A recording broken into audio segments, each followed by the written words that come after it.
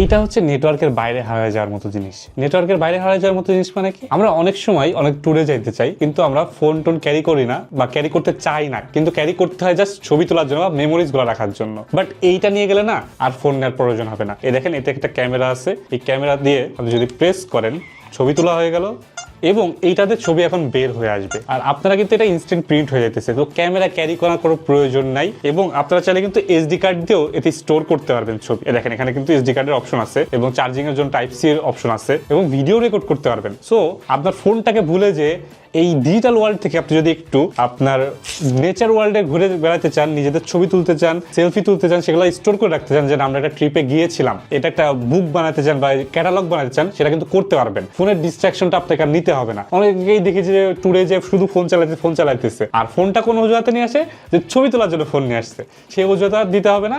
এইটা দিয়েই এখন কিন্তু আপনারা ছবি তুলতে পারবেন এবং ইনস্ট্যান্ট প্রিন্ট করতে পারবেন। এবং এটা কিন্তু সাজায় রাখার মতো একটা জিনিস, আর এটা কিন্তু সহজে নষ্ট হবে না।